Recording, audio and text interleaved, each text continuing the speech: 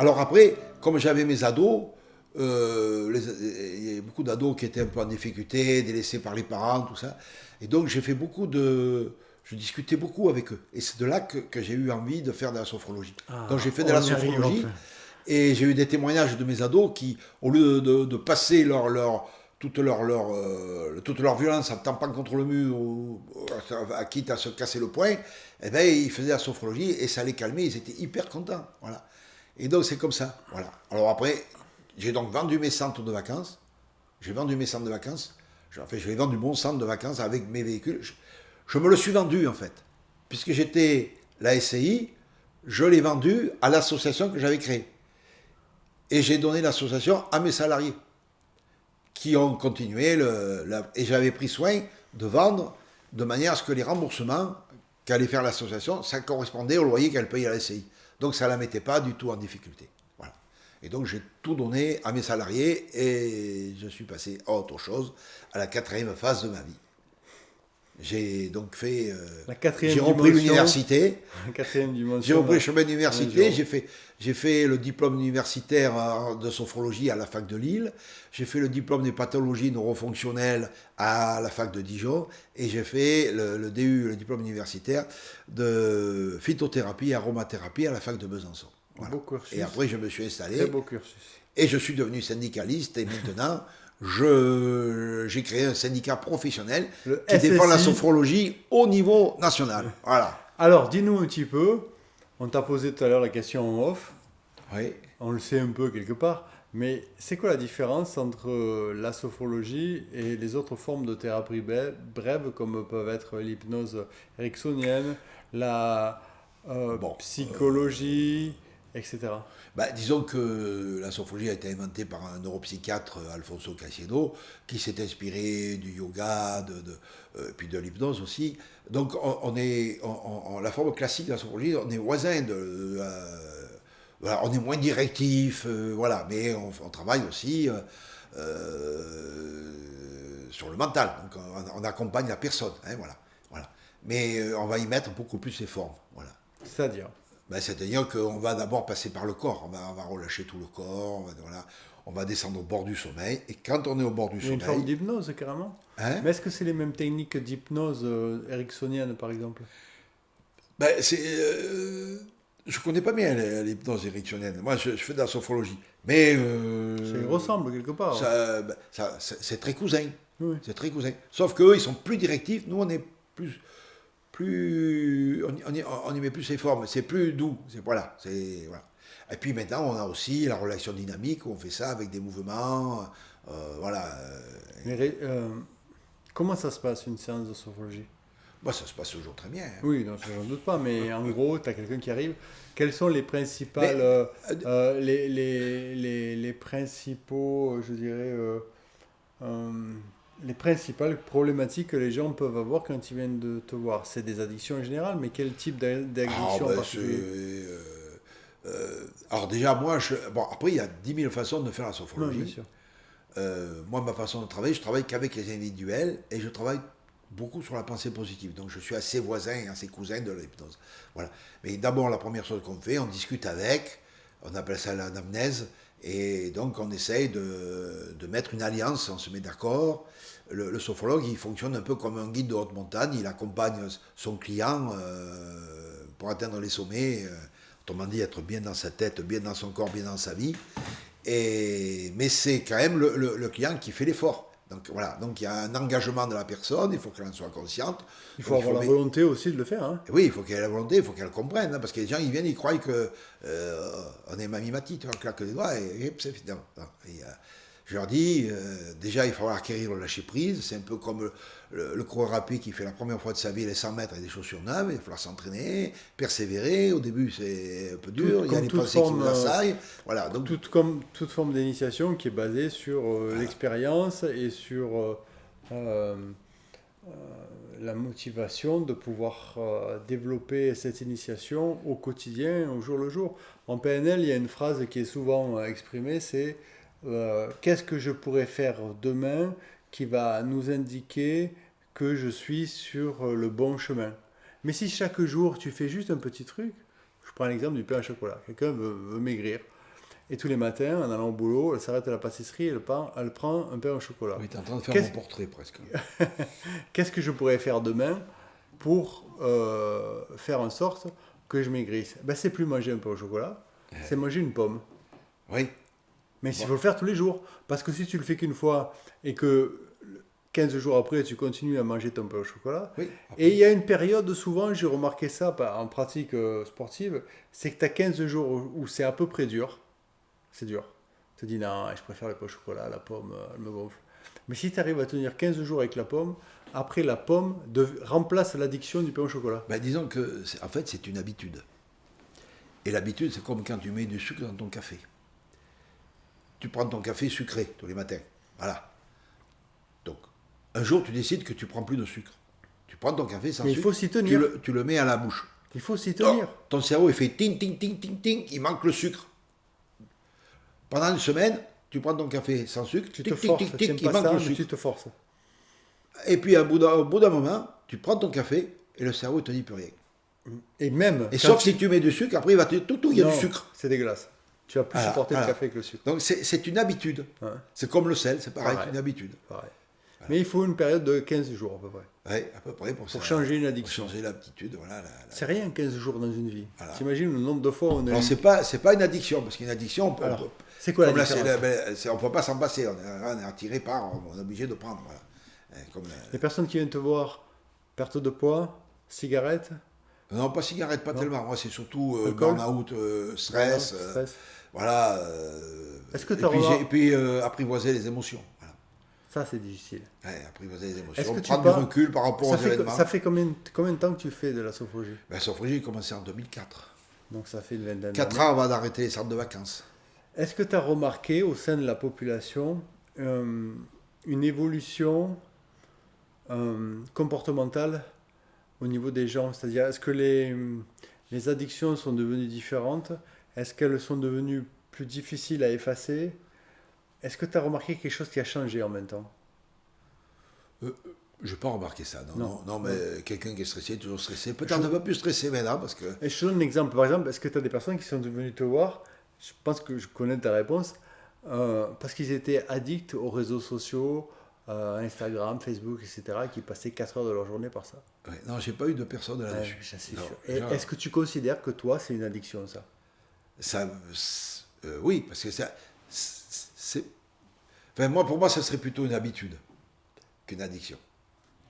Voilà, alors on dit qu'ils sont addicts parce qu'ils ont envie de savoir, de regarder leurs réseaux sociaux, voir sur Facebook qu'est-ce qui se dit, tout ça. Ouais. Voilà. Mais à mon avis, si on a avec un peu de volonté, on peut s'en passer. Moi, Quels sont les outils pour stopper les addictions en général? eh ben, les remplacer par autre chose. Je te repose.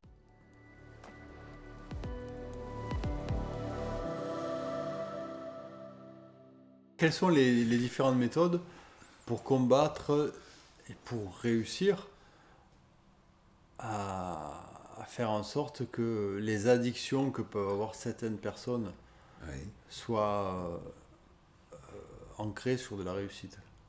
Ben, disons déjà, il faut que la personne ait déjà la volonté de vouloir s'en débarrasser. Ouais, ça c'est le premier truc. Ouais. Voilà. Alors après, on peut l'aider à en prendre conscience que ce qu'elle fait, c'est pas bon pour elle. Donc on peut lui passer dans son inconscience. Voilà. Alors tu fais comment? Eh bien, on va noircir le tableau, par exemple. Pardon? On va noircir le tableau. D'accord. Voilà, donc on l'invite à faire ses poumons, puis elle voit, par exemple, qu'il y a une personne qui fume beaucoup. Non, tu visualises. On visualise, voilà. Tu dis voilà, par exemple, je te donne, moi j'essaie de faire un parallèle avec la PNL en fait. Si vous deviez faire un dessin de vos poumons, vous le feriez comment? Par exemple, voilà, des trucs comme ça, voilà. Et là, elle te fait un truc tout gris. Voilà, truc tout gris, tout noir, tout plein de charbon, enfin, etc. Voilà. Donc en fait, le dialogue avec l'inconscient est super important. Voilà, ça c'est La base. Voilà, déjà le truc. Et ensuite, dans la cigarette, il n'y a pas que la fumée, il y a aussi la dépendance au paquet de cigarettes, tout ça. L'odeur. Donc on lui dit éventuellement de remplacer par une bouteille d'eau. Elle s'engage à promener avec une petite bouteille d'eau sous le bras ou de prendre un paquet de cigarettes. Ouais, on fait des trucs comme ça. Voilà. Donc, et puis on répète. Combien de séances à peu près? On parle de thérapie. On ne peut pas répondre à ça. C'est comme un certain temps, comme le bout du canon pour refroidir. Hein. Ça dépend de l'investissement de la personne, ça dépend comment elle est réceptive, ça dépend du degré de son envie. Voilà. C'est quoi la différence avec un psy, par exemple? Ben, même si nous, en sophrologie, on est dans une thérapie brève. Voilà. Oui, oui, c'est d'accord. Et on n'est Au-delà pas du tout au-delà dans... de la gestion du temps, quoi. Oui, voilà, le temps, et puis la personne, elle n'est pas obligée de parler, de quoi que ce soit. Elle fait des mises en mots, elle peut dire des mots MOTS sur des mots MAUX, mais ce n'est pas une obligation. Si elle n'a pas envie, elle ne le dit pas. Voilà. Donc c'est elle qui est maître de son cheminement. Voilà. Hein. Alors dans la sophrologie, on n'est pas dans la santé, on est dans l'accompagnement, enfin dans la santé en général, mais on n'est pas dans le monde médical. On guide en fait quelque part. Hein, on guide quelque part. Voilà, on guide et on est dans l'accompagnement de la personne vers un mieux-être. Voilà, accompagner la personne vers un mieux-être. Alors, nos détracteurs me rabâchent tout le temps, il n'y a pas de preuves scientifiques, mais en fait, nous, on n'a rien à cirer des preuves scientifiques. Complètement. Parce que la science, c'est important, hein, la médecine allopathique en a besoin, mais je trouve qu'ils ont suffisamment de travail et suffisamment de soucis avec leurs médicaments, comme le Mediator et les autres, pour s'occuper de chez eux, sans vouloir s'occuper de chez nous. Nous, ce qui est essentiel pour nous, c'est que le client vient nous voir, et quand il repart, il se sent mieux. La science ne change rien. S'il se sent mieux, il revient. Et s'il revient, il va se sentir encore mieux. Donc petit à petit, c'est que quelque part, ça lui fait du bien. Donc c'est important la sophrologie pour ça. Voilà. Nous, on est dans la phénoménologie existentielle. Voilà. Voilà.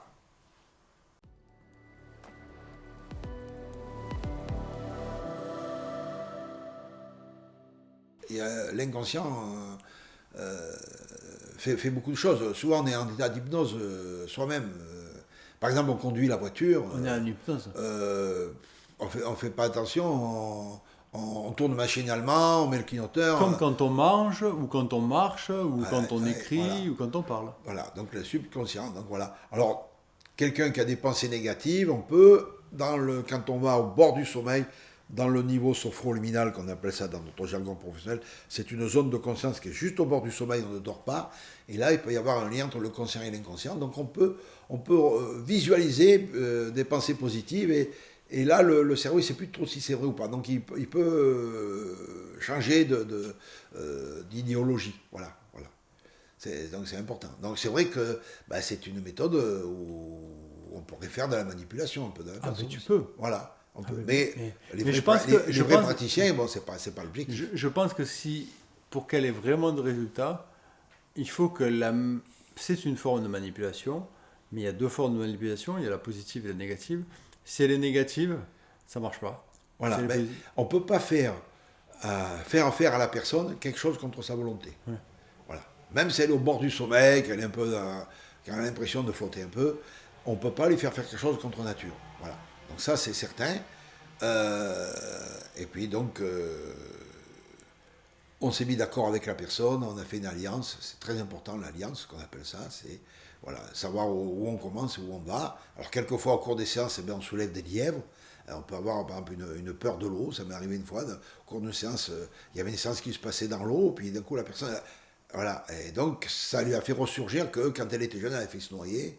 Alors qu'elle l'avait occulté autant. Elle l'avait occulté, donc voilà. Et donc on a retravaillé là-dessus. Voilà, donc, voilà. Après, autrement dit, je soulevais un lièvre. Est-ce que dans ta clientèle, tu as plus d'hommes ou de femmes? J'ai un peu de tout. J'ai des hommes, j'ai des femmes, peut-être un peu plus de femmes. J'ai beaucoup de médecins. Beaucoup de médecins? Oui, j'ai des médecins, pas mal. Ouais. Même des chefs de service d'hôpitaux ou des pédiatres. Voilà. Comment tu expliques ça? Voilà. C'est normal. Ils viennent, c'est comme SOS Médecins, ils sont venus pendant plusieurs mois. Médecins de SOS Médecins qui venaient, ils faisaient une séance par mois pour éviter de tomber dans les antidépresseurs. Ça l'entretenait, voilà. Pas pendant le Covid, avant le Covid. Avant le Covid. C'est pas facile pour eux de travailler la nuit, de sortir des quartiers difficiles, tout ça. Donc il avait besoin de retrouver son équilibre, et voilà.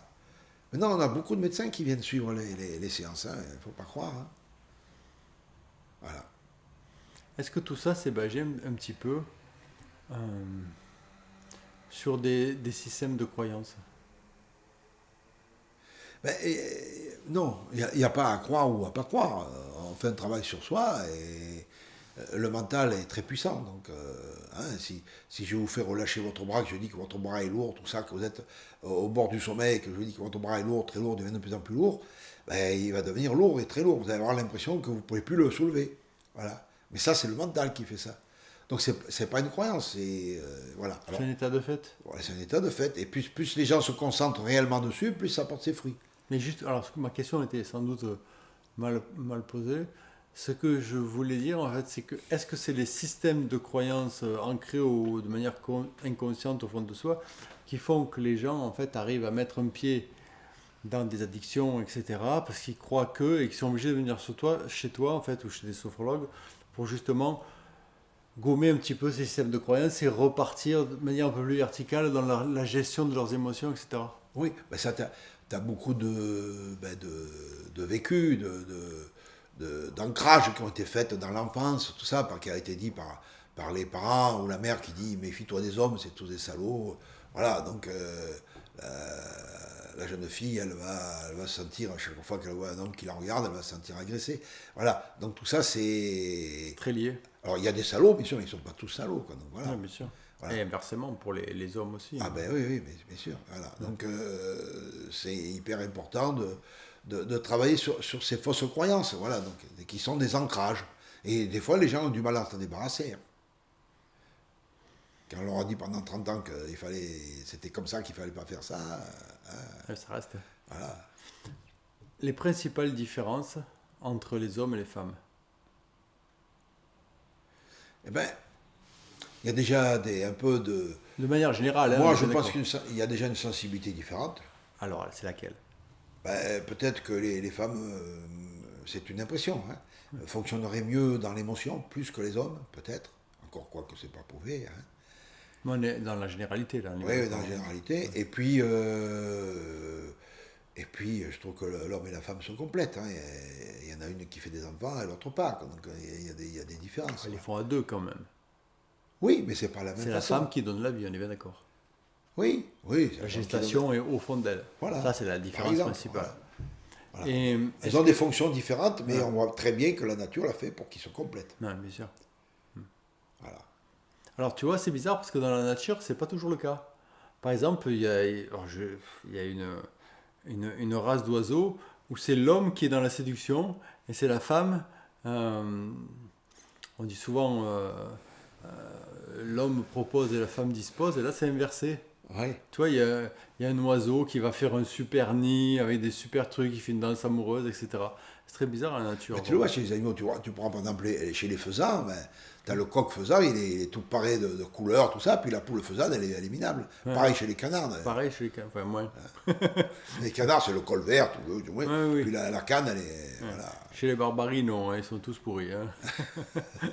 Mais non, mais c'est intéressant, ça, tu vois, de voir qu'il y a une espèce de polarité inversée. Ce sont des différences suivant les êtres humains. C'est une question con, je le reconnais, mais j'ai envie de la poser quand même. Est-ce qu'en définitive, c'est pas la femme en fait qui a raison au bout du compte, quoi, quelque part, tu vois? Toujours de manière générale, c'est pour ça que je dis que c'est une question con, mais est-ce que la femme en définitive, elle n'est pas plus forte que l'homme? Est-ce qu'elle n'est pas plus capable d'affronter les difficultés que l'homme? Elle est armée différemment, mais oui. Est-ce que c'est mieux, est-ce que c'est moins bien? Des fois, ça peut être mieux, des fois, ça peut être moins bien. Oui, mais je te parle de généralité. Ça dépend des situations, donc on ne peut sûr. pas dire qu'un tel c'est mieux. Voilà, elles sont bien ou elles sont mal. Voilà, on ne sait pas, souvent c'est un bien. Est-ce que l'équilibre, il est respecté souvent? L'équilibre, par exemple, tu vois, moi je suis absolument contre la parité, tu vois. Oui, je comprends. Parce que la parité, moi je veux qu'il y ait, mettons, 50 conseillers municipaux compétents. Si c'était 50 femmes, je m'en fous. Les personnes sont compétentes. Voilà. Peu importe que ce soit un homme. En fait, tu te rends compte que c'est une forme de discrimination, carrément. C'est une forme quand on est universaliste, tu vois ce que je veux dire? Ouais. Tiens, on s'en fout, tu sois homme ou femme. Oui. Tu vois? Si tu commences à avoir des critères de sélection par rapport au sexe, c'est de la discrimination. Oui. Alors c'est vrai que les hommes, ils ont un peu exagéré, à vouloir fini. dominer. On est en 2022. Voilà. Tu vois, par exemple, à travail égal, salaire égal, c'est tout à fait normal. C'est même pas hyper logique, c'est même pas la peine. C'est normal, ça ne devrait même pas en discuter. Même pas, on en discute, on est d'accord. Mais après, Après, il faut pas faire une communauté de femmes et une communauté d'hommes. C'est pas un problème de salaire, c'est un problème de compétence, c'est tout. Oui, un problème de compétence. De motivation, d'envie, de savoir-faire. Savoir-faire, tout ça. Voilà. Parce qu'après, si tu veux, ce genre de choses, j'ai l'impression que ça inverse en fait le truc. Tu vois ce que je veux dire? C'est-à-dire que à compétences égales, et on parle bien de liberté, égalité, fraternité, tu vois, ben, c'est même plus liberté, égalité, fraternité, etc. Mais c'est le sexe qui va déterminer qu'on va plutôt prendre une femme parce qu'il y a des quotas à respecter. Mais attends. Oui, mais ça, c'est parce que c'est devenu à la mode, là, ces temps-ci. Oui, là. voilà. Ils font des communautés de femmes, communautés d'hommes. C'est du marketing. Ce qui est complètement idiot. C'est idiot. C'est idiot. Pourquoi il ne faudrait pas choisir plus d'unijambistes que de personnes qui sont rouquines ou qui préfèrent faire du ski ou du skateboard? Tu vois ce que je veux dire? C'est pareil. C'est comme un jour, on aura peut-être une femme qui sera présidente. Regarde, il y a des pays où c'est une femme qui dirige le pays. Bon. Oui, bien sûr. J'ai aucun a priori par rapport à ça. Sans que la personne est en Corée du Nord, compétente. c'est pas gagné, mais on va y arriver un jour, peut-être. Ça viendra. Ça viendra. Tout vient à point à qui sait attendre. Une question, justement, pour... il y a une réflexion que j'ai eue à un moment donné, quand on parlait un peu d'égalité, etc., parce qu'on dit que la femme donne la vie, que l'homme, il est là pour sécuriser, pour entourer, pour rassurer, machin, etc. Alors, ça, c'est toujours dans des généralités, on est bien d'accord, tu vois. Mais je me suis posé une question, une fois, de savoir si l'équilibre ne pourrait pas être parfaitement respecté, si les femmes pouvaient tomber enceintes et ne donner de la vie qu'à des garçons, et si les hommes pouvaient tomber enceintes et ne donner la vie qu'à des filles. Est-ce que tu crois qu'il y aurait une espèce d'équilibre qui se ferait? C'est complètement utopique. Hein, oui, voilà, tu compliques le problème. Alors tu crois? Oui, il y a pas... oui, bon. Et si... Ben... Non, mais c'est des suppositions. Mais oui, mais je sais bien que c'est des suppositions. Les hommes n'ont pas encore fait d'enfants, mais ça va pas tarder. Voilà. Mais ce qui est certain, c'est qu'il faut simplifier les choses, il faut simplifier les relations, faut les assainir. Et là, on rejoint en fait quelque chose qui fait partie un petit peu des accords tech, tu vois, pardon, et qui disent, il y a un des 5 accords, c'est d'éviter de prendre les choses personnellement. C'est très important ça en fait. Souvent, notre ego, il est... cadenassé par une relation, enfin non, par une information qui va nous sursensibiliser, on va réagir de manière négative par rapport à ça, alors que ça se trouve, ça n'a strictement rien à voir avec ce que la personne voulait nous communiquer, mais c'est juste parce qu'on a froid ou on a faim. Oui, parce que tu n'as pas branché, tu n'as pas le même décodeur aussi. Ouais. Et puis parce que si ça te déclenche de la colère, tu peux remercier la personne qui te déclenche une colère en toi, parce qu'en fait, le problème, il est en toi. Pourquoi tu as cette colère par rapport à ça? Voilà. Qu'est-ce qui fait que tu es en colère? Autrement, la personne a le droit de penser ce qu'elle veut, toi tu as le droit de penser ce que tu veux, toi tu n'as pas forcément raison, elle non plus, donc peu importe. Voilà. Une question coquine un petit peu. Ah, coquine. Est-ce que tu as des personnes qui sont venues te voir parce qu'ils étaient addicts au sexe? Non, c'est plutôt le contraire, parce qu'ils n'arrivaient pas à se concentrer. Alors on travaille sur la concentration à ce moment-là. Concentration. Dans ce cas-là, tu leur fais un petit striptease ou un truc comme ça? Ah oui, tout à fait. Bien sûr. On leur passe des films de Brigitte Lahaie, par exemple. Par exemple, Brigitte, si tu nous regardes, magnifique Brigitte. Voilà. Ah, très bien. Est-ce que tu as rencontré beaucoup de femmes qui sont venues te voir, qui avaient plus de 50 ans, qui avaient eu 1 ou 2 enfants, et qui se retrouvaient complètement seules et complètement désemparées dans la vie, qui se retrouvaient dans un petit appartement? Ah ben, ça c'est un peu le mal du siècle, et puis il y a beaucoup de veuves, donc voilà. Donc, des veuves et puis des femmes divorcées aussi. Et oui. Séparées. T'en as vu beaucoup, des femmes comme ça? Oh, mais elles viennent pas pour la solitude, elles viennent parce que elles ont du stress, voilà. Donc, mais bon, on les oriente vers du yoga, des trucs comme ça, des choses qui Quels conseils sont les plus préconisés pour la gestion des émotions? Ben, la gestion des émotions, c'est déjà apprendre à ne pas faire l'éponge, à ne pas les prendre pour soi, quoi. Donc voilà, puis accueillir l'émotion telle qu'elle vient. On ne peut pas supprimer les émotions. Quelqu'un qui n'aurait pas d'émotion, on ne peut pas l'imaginer. Oui, avoir des émotions, c'est très bien. Voilà, mais il faut pas qu'elles soient négatives. Il faut surtout pas qu'elles te mènent par le bout du nez, quoi. Voilà, faut que tu restes maître de ton émotion, tu la canalises. C'est quoi les outils que vous avez en sophrologie pour ça? Eh ben, on a surtout le lâcher-prise. Hein. On Comment ça apprend aux se gens à relativiser, concrètement, à relâcher, à prendre la distance. concrètement, comment vous faites? Eh bien, concrètement, par le lâcher-prise. Donc, on va relâcher toutes les parties du corps, on va réapprendre à respirer, on va réapprendre à redescendre au niveau du sophroliminal juste au bord du sommeil, et on va surtout passer des pensées positives en disant accepter de trouver les choses dans l'état où on les trouve, par exemple. Ne pas vouloir qu'elles soient autrement, voilà. Vivre dans l'instant présent aussi, voilà. Le passé n'existe plus, le futur pas encore, mais il reste l'instant présent. Voilà. Instant présent que j'apprécie en ce moment, puisque je suis avec vous là, devant la caméra, et toi derrière. Voilà. Est-ce que tu penses que l'ouverture d'esprit, c'est aujourd'hui ce qui nous manque le plus, et que plus ça va, moins nos esprits s'ouvrent, plus ils se renferment, et plus on se focalise sur notre ego? Ben, disons que c'est tous les gens qui vivent au premier degré. Souvent. Ils n'ont pas de recul. Ils ne prennent pas la réalité des choses. Voilà. Et c'est vrai qu'il y a beaucoup de gens qui réfléchissent pas. Quoi. Sinon, si les gens réfléchissaient, il y aurait beaucoup moins de violence dans ce monde. Voilà. C'est vrai.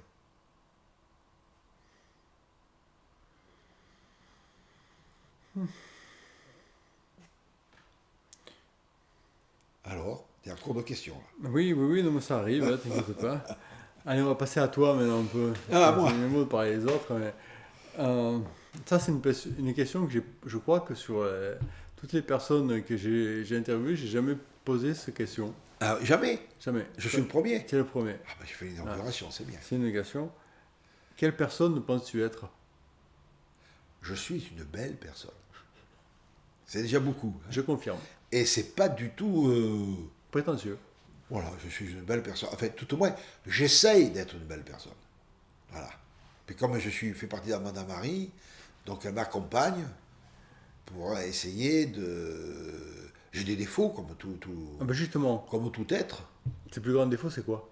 Oh ben, je suis un peu matérialiste quand même. Hein. Ah Je suis oui, t'es pas prêteur, que quoi. spirituel, quoi. Non, c'est pas que spirituel. Je suis un peu. T'aimes bien, J'aime pas trop prêter. J'aime pas si. Tu Voilà. veux gagner l'argent? Non, pas gagner d'argent, mais tu vois, par exemple, chez moi, j'aime pas trop qu'on vienne squatter. Ou, voilà, donc voilà. Non. Mais ça, c'est pas être matérialiste, c'est être dans la quiétude. Ouais, mais bon, tu vois, voilà.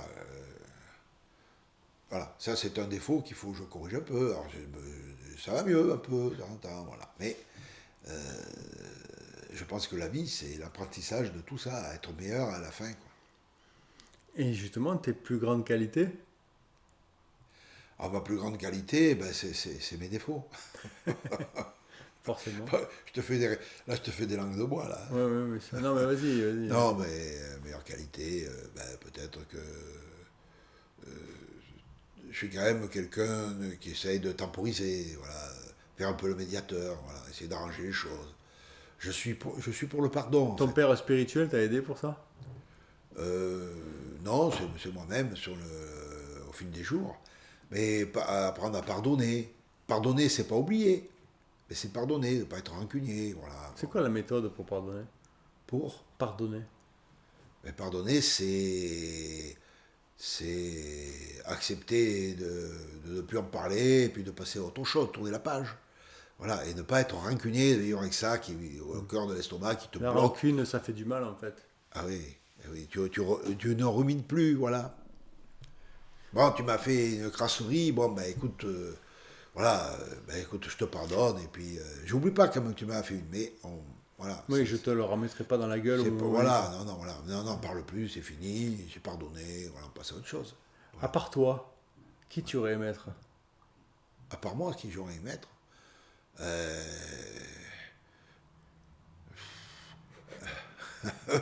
qui j'aurais aimé être Bernard Tapie ou Jacques Chirac? Plutôt Bernard Tapie, peut-être. Alors vas-y, parle-moi de ta rencontre. Tu m'as dit hier au téléphone que Bernard Tapie, ça avait quand même été un axe différent. Mais Bernard Tapie, je ne l'aimais pas trop au début. Oui. Puisque j'étais élu socialiste et que lui aussi, comment il s'appelle, celui qui était Monroy, à Lille, il disait que Bernard Tapie, c'était pas sa tasse de thé. Voilà. Mais quand je l'ai reçu dans ma ville, et comme j'étais responsable du centre-ville, il était venu, et on était allé à la prud'homie des pêcheurs, parce qu'il y avait un gros problème de pêche, tout ça. Et je l'ai trouvé extraordinaire, l'approche qu'il avait. Alors nous, on avait installé, classique, c'est la table avec les chaises, et puis la salle avec des chaises, tu vois, voilà. Lui, enlève-moi tout ça, et au milieu des pêcheurs, ils discutent, tu vois, un peu comme à l'OM, tu vois, ils discutent, voilà, ils discutent le bout de gras, tout ça, je trouve ça très très bien. Et finalement, c'était un gars qui était très, très dynamique. Hein, et c'est sa famille qui l'a tué. Oui, dès qu'il a voulu faire de la Oui, politique, bah, dès qu'il a commencé à faire un peu de l'ombre, et voilà. Hein. c'est Mitterrand qui l'a tué. Je sais pas. Je sais pas. Bon, il y en a d'autres qui sont morts aussi. Hein. Bérégovoy, on ne sait pas trop comment. Hein. Voilà, hein. Parce que Bérégovoy, c'était. J'ai connu Bérégovoy, j'étais fabusien à l'époque, donc souvent je voyais Laurent. Et... Alors tiens, tu me dis que tu as été fabusien. Je vais un peu te titiller. Oui. L'affaire du sang contaminé, responsable mais pas coupable, t'en passes quoi? Tu as toujours soutenu Fabius à ce moment-là? Bah, non, c'était un peu sur la fin, là. J'avais fini mon mandat, peut-être un peu là. Oui, mais qu'est-ce qu'on a pensé de cette histoire-là? Après t'as tellement de méandres, c'est pas obligé que le ministre soit au courant. Il peut pas tout faire tout lui-même, tu vois. Bon, maintenant, c'est sûr que ce sont des scandales qu'il faut. C'est pour ça que je dis qu'il faut que la science, elle s'occupe d'elle, tu vois, voilà, qu'elle s'occupe pas de nous en tant que sophrologue, mais qu'elle s'occupe déjà de ces problèmes de laver son linge sale dans sa famille, tu vois, voilà. Donc, ils ont beaucoup de travail, tu vois. C'est bien, ils sont très efficaces, voilà. Heureusement qu'ils sont là d'ailleurs, mais bon, ils sont très gentils, mais il faut qu'ils nous laissent travailler aussi, nous, tranquilles. Est-ce que ça t'est arrivé dans ta vie d'être confronté à une expérience, je dirais, d'ordre mystique, ou quelque chose que tu as vu et que tu as remarqué, que tu n'as pas compris? Je te donne des exemples, par exemple, ça peut être, je sais pas moi, un endroit où tu passes pour la première fois de ta vie et tu es convaincu que tu es déjà passé, avoir vu des ovnis, par exemple, ou avoir fait des rêves prémonitoires ou des machins comme ça t'est déjà arrivé? Non, ça m'est pas arrivé. Dans les seuls ovnis que j'ai rencontrés, c'est quand je faisais la radio.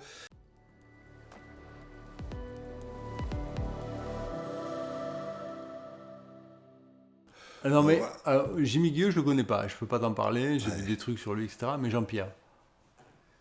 Mais Jean-Pierre, il y a quelques temps, je m'en souviens plus bien, mais enfin, on avait fait une table ronde, il y avait Jean-Claude Bourret aussi, donc voilà. Qui sont amis, oui. Voilà. J'aimais bien Jean-Claude Bourret, il m'avait invité à TF1 au journal. Tu étais passé au journal Oui. Enfin, j'étais passé au journal. Tu m'as passé dans le journal. Oui, il y avait un reportage. Avec lui dans le studio, tout ça. Ah oui, d'accord. Mais Jean-Pierre Petit, qu'est-ce qui t'a marqué chez lui? Qu'est-ce que tu as ressenti? Je crois qu'il est un peu plus scientifique quand même. Ah oui, bien plus scientifique. Voilà. Ouais. C'est son côté un peu scientifique, mais bon, ils n'ont pas beaucoup d'éléments. Probants. Oui, ils ne m'ont pas convaincu. Mais enfin, bon, moi, je suis ouvert à tout. Oui, bien sûr. Voilà. Donc après, je dis, peut-être que oui, peut-être que non. Moi, j'ai trouvé que c'est une belle personne. Oui. Attachante, très attachante. Oui. Beaucoup plus que Jimmy Gueux. Ah oui, j'imagine. Moi, Jimmy, j'ai pas connu. Jimmy Gueux nous avait fait rire. Ah oui, j'imagine. Dans la voiture. Ouais, mais il avait un côté un peu... il avait un peu... côté auteur de science-fiction. Le punk des ovnis, quoi, tu vois. Non, mais la forme n'était pas terrible. Voilà. D'ailleurs, quand j'ai interviewé Jean-Pierre Petit, je lui ai dit, il venait de sortir d'une émission chez Thinkerview, qui est une chaîne, en fait, qui marche pas mal sur YouTube. Et je l'ai appelé, je dis Jean-Pierre, il faut qu'on fasse, parce qu'il a été complètement discrédité, et ça m'a fait de la peine, parce qu'ils se sont moqués de lui en disant, voilà, vous êtes sourd, on vous entend, tu vois. Et Jean-Pierre, on ne peut pas laisser ça comme ça, quoi. Il faut que, c'est même pas un droit de réponse, mais bon, c'est quelqu'un qui est âgé, enfin, il a 80 ans, il a toute sa tête, il fait du vol à voile, tu vois, et moi j'ai trouvé que c'est quelqu'un qui avait beaucoup d'esprit, qui était attachant, et tu sais quoi, ça suffit, quoi. Il y a tellement peu de gens qui ont de l'esprit, qui sont prêts à écouter, Ah, tu sais ce que j'ai adoré chez Jean-Pierre pendant l'interview, c'est que quand je l'interviewais, il m'a fait replonger en enfance. J'avais des grands yeux ouverts comme ça. Et parce qu'il t'a fait rêver. Oui, complètement. Voilà. Mais c'est magique, ça. Te vendre du rêve. Oui, mais ça suffit, c'est beau. Et du rêve à la réalité, des fois, il n'y a qu'un pas. Oui, bien sûr. C'est ça qui est bien. C'est ça qui est très bien. C'est ça qui est très bien. Quelle est la plus belle chose dans ta vie que tu aies vue? Allez, on va dire le meilleur moment de ta vie, c'est quoi? Oh, c'est la naissance de mes enfants. Ah, ouais, sûr. Voilà, ça c'est certain. J'étais fier de mes enfants. Voilà. Tu les vois encore? Tu les vois encore un peu aujourd'hui? Oh oui, je les vois encore un peu, oui. Non, je les vois souvent. Je les vois Alors souvent. justement, tu me parles de bonheur. Ouais. Est-ce que les moments où tu es le plus heureux, c'est quand tu es avec eux, en leur compagnie? Oui, oui, mais j'aime bien être avec eux, voilà. Quand ils se chamaillent pas, c'est bien. Ah, quoi, ils s'embrouillent le Des frère fois, et ils la sœur? s'embrouillent pour rien, voilà, Oui, donc c'est oui. un peu. Voilà. Parce qu'ils veulent peut-être préférer être le Non, favori. c'est pour des bêtises, d'histoires d'ados, des comme ça. Voilà. Dans ce monde, qu'est-ce que tu aimerais améliorer? Eh ben, j'aimerais améliorer l'amour, en fait, voilà. Que les gens s'aiment, mais que ce soit un amour sincère, voilà. Voilà. Pas intéressé, voilà. Donner, donner de soi, sans attendre un retour, voilà. Ça, je crois que c'est important, de pouvoir participer à la vie collective et d'une manière désintéressée. Voilà. Là, tu m'as super bien présenté la prochaine question, qui est peut-être la question la plus difficile de toutes les interviews. Oula, je crains le pire. C'est quoi ta définition de l'amour? L'amour, c'est. Ben, bon, c'est vrai que c'est un peu difficile à mettre des mots dessus parce que c'est abstrait, mais c'est le respect de l'autre, c'est l'envie de lui faire plaisir, l'envie de. Voilà, qu'il se sente bien, que les gens se sentent bien autour de soi. C'est l'amour de son prochain, voilà, c'est ça. Hein. Je parle pas de l'amour physique, je parle de l'amour avec un A majuscule. Oui, mais Comme disait Victor Hugo, aimer, c'est plus que vivre. Voilà. Quelqu'un qui n'aime pas, il est très malheureux. est-ce que l'amour, c'est... Alors, je vais le refaire. Est-ce que le sexe, c'est mieux quand il y a de l'amour? Oh, ben. Est-ce que conduire ta voiture, c'est mieux quand tu as une voiture que tu aimes bien? Je sais pas. J'ai J'ai répondu pensé un à peu autre à chose, côté, moi, là. mais... Tu vois ce que quoi j'avais pensé? Ouais, ouais, ouais. Non, non, Non, mais le non. côté sexe physique, je mets pas ça dans l'amour. Enfin, ça peut être l'amour. Ah, Quand on aime c'est... quelqu'un, qu'on va faire un enfant, c'est différent. Ouais, mais c'est un Voilà. peu la Mais cerise après, sur le le gâteau, quand même. sexe tel qu'on le connaît pour le plaisir du sexe, c'est. Oui, Bon, non, mais si c'est du cul, c'est c'est du comme si cul. tu vas au cinéma, voilà. Oui. Mais c'est... Alors, moi, ma définition du sexe, c'est à la fois la base du gâteau et aussi la cerise, quoi. Mais ce qui se passe au milieu, c'est plus important. Oui, mais bon, Tu peux pas aimer quelqu'un avec qui tu prends... que tu trouves pas belle physiquement. Enfin, c'est difficile, je pense, quoi. ouais, c'est toujours une personne pas belle, c'est surtout son intérieur qui est important aussi. Oui, un Tout ce qui peu, se dégage d'elle, toute son mais y a pas émotion, tout que. ça, ça va peut-être donner. Mais il y a pas que le sexe dans la vie. Non? Voilà, donc Ça, c'est du tu peux Francky Vincent, ça, un peu. Hein. C'est du Francky Vincent, ça. Alors, je ne sais pas de qui c'est, mais c'est la vérité. Donc tu peux très bien apprécier quelqu'un, l'aimer, tout ça, parce que se dégage de cette personne une onde positive qui va faire en sorte que, tu vois, voilà. Voilà, c'est ça, l'amour, avec un grand A. Est-ce que ça t'arrive d'être triste? Et qu'est-ce que tu fais dans ces moments-là? Et ça m'arrive d'être triste un peu comme tout le monde, mais bon. Mais comme j'ai un tempérament assez optimiste, ça me, ça dure pas longtemps. Voilà. Et comme je fais pas l'éponge, comme je disais au début, donc j'extériorise. Voilà. Et ça, c'est Après, inné chez toi, en fait. Moi, enfin, il y a beaucoup de personnes qui doivent le travailler. Chez toi, c'est quelque chose, j'ai l'impression, hein, maintenant, au bout de quelques heures d'interview, que ouais. c'est quelque chose qui était complètement inné, en fait. Tu arrives depuis très tôt à gérer tes émotions. Ben disons que, tu vois, que j'ai fait ça avec Salomé, comme je te disais tout à l'heure, Jacques Salomé. Chaque fois, je me trouvais pas normal.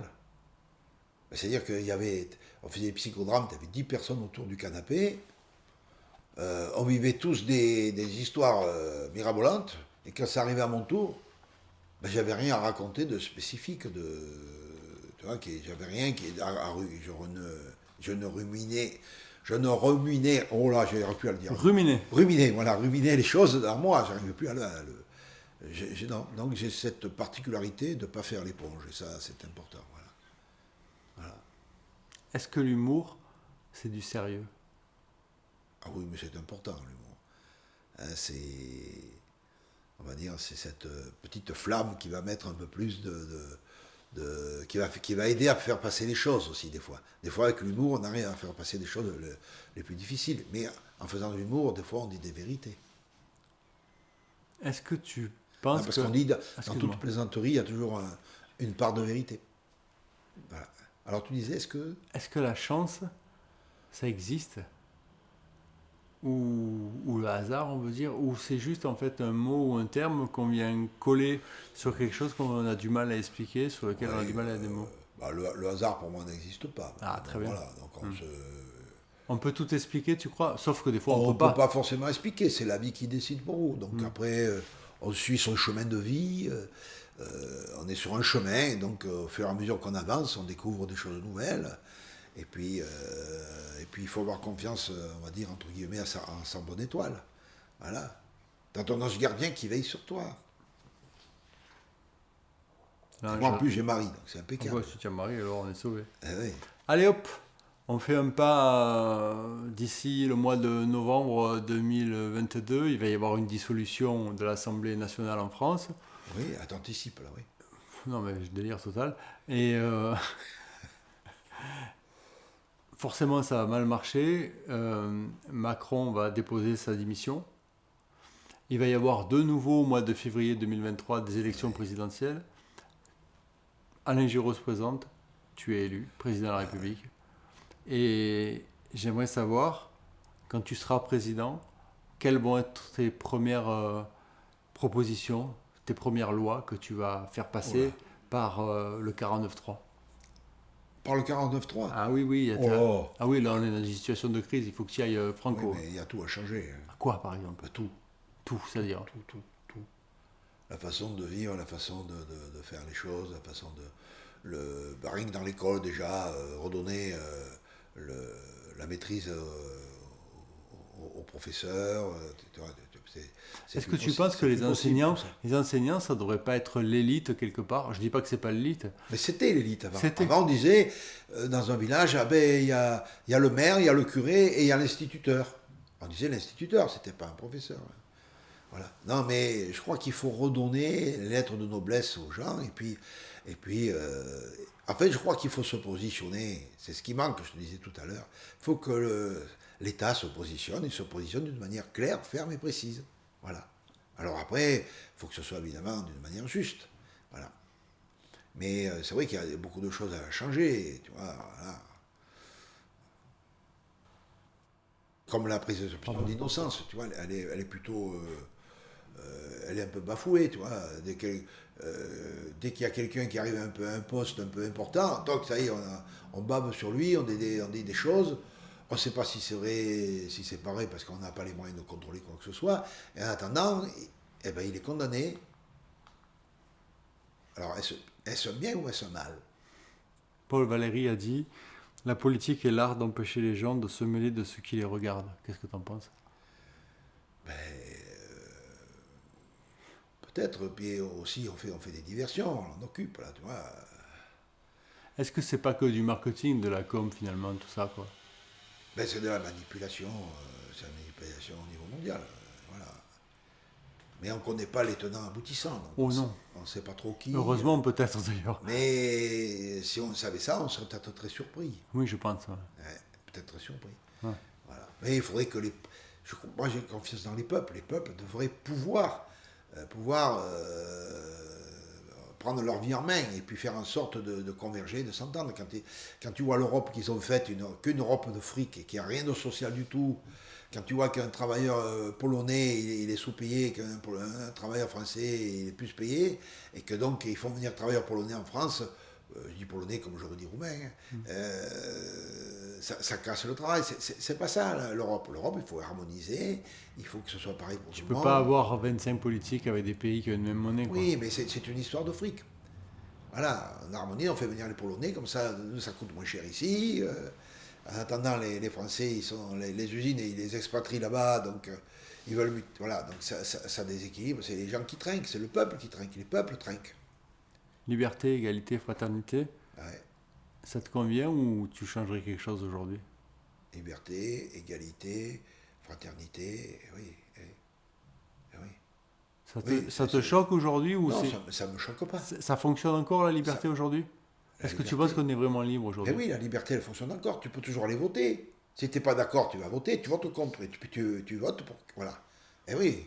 Ah, je vois que tu n'es pas trop d'accord, toi. Mais, Non. Eh ben oui, mais. Tu es libre d'aller voter quand même. Oui, tu vas voter pour des idées, pas forcément pour un homme. Tu vas voter pour des idées, pas forcément quelqu'un qui... Eh ben, si tu le premier tour, tu vas voter pour tes idées, est-ce que tu penses que les hommes politiques, en fait, représentent vraiment les idées? Mais parce qu'une fois qu'ils sont élus, si tout le monde va voter, les promesses n'engagent que ceux qui veulent bien y croire, pas forcément ceux qui les prononcent. Oui, mais après, il y a beaucoup de monde qui se présente. Après, tu peux aller voter pour ton courant de pensée. Et après, oui, mais si tu ne vas pas voter, tu ne peux rien dire. Tu ne peux rien dire, tu n'as pas à te plaindre. Là, tu vas voter, tu vas faire changer les choses, tu vas prendre ta vie en main. Voilà. Ouais, sauf que le mec, il va être élu, il va pas forcément appliquer les promesses. Oui, mais ça, c'est la démocratie. Donc après, ah non.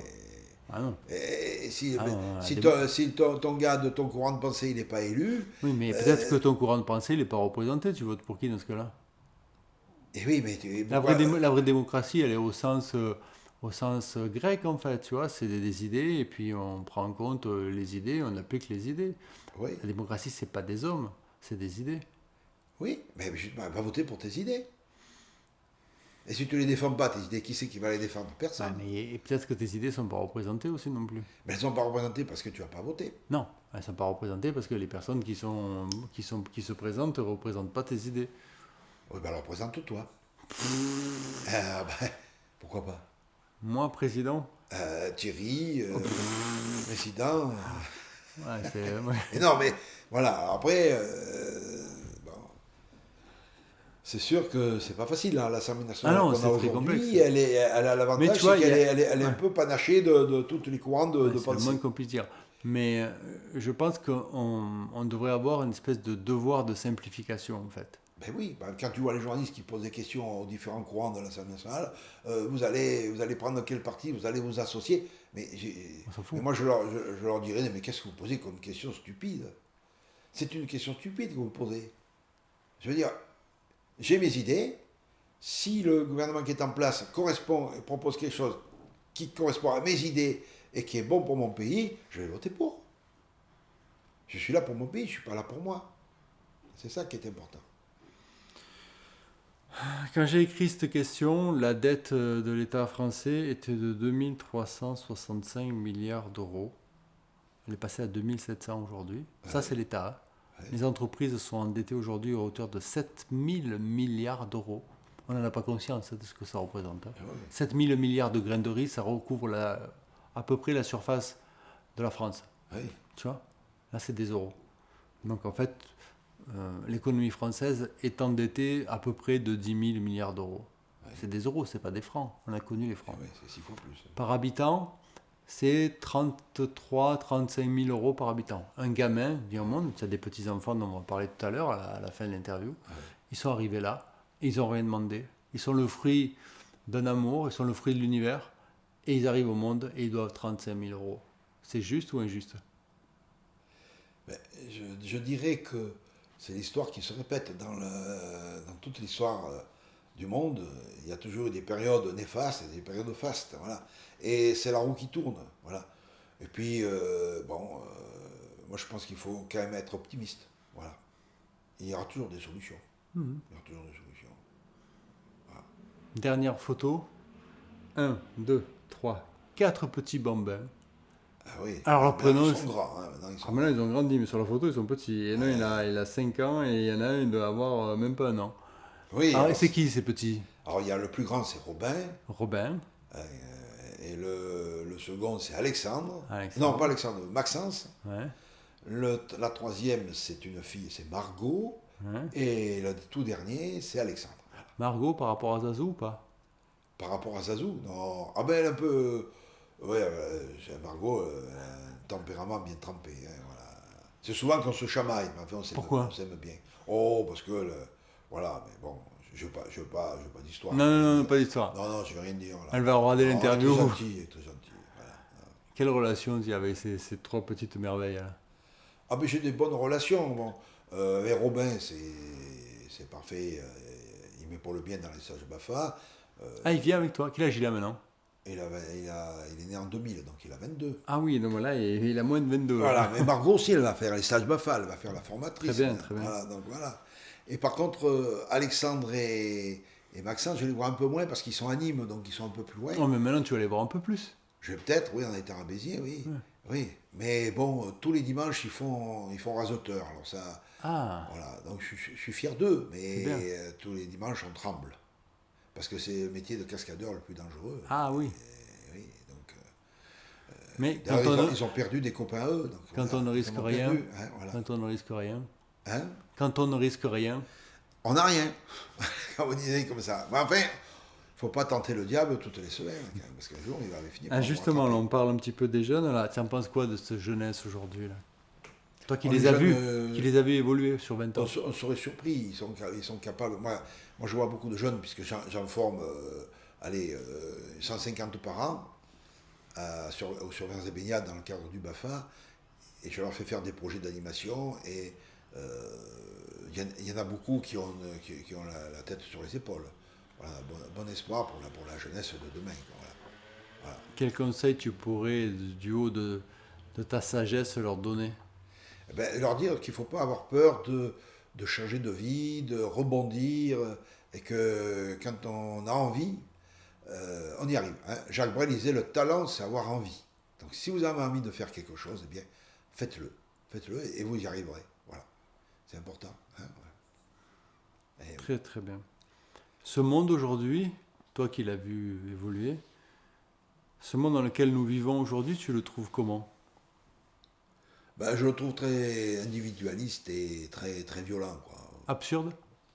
Or, oui, absurde complètement, parce que les gens, ils sont toujours dans le premier degré, ils ne sont pas du tout dans le... On parlait des jeunes, leur relation avec les téléphones portables, les réseaux sociaux, etc. Est-ce que tu trouves que ça va révéler Les réseaux sociaux, ça pourrait être quelque chose de bien, mais c'est toujours la bêtise des hommes qui prédomine. Donc après, c'est ce qu'on en fait. Allez, Moi, je me sers du réseau social pour mon activité, mais je ne mets pas ma vie privée dessus. Oui, voilà. Après, d'ailleurs, ça n'a aucun intérêt. Aucun intérêt. De C'est photos pour ça que je te fais carrément une interview, oui, bien sûr. de vidéo, De 3-4 parce que je ne heures. mets pas ça sur le... Ouais. Voilà. Mais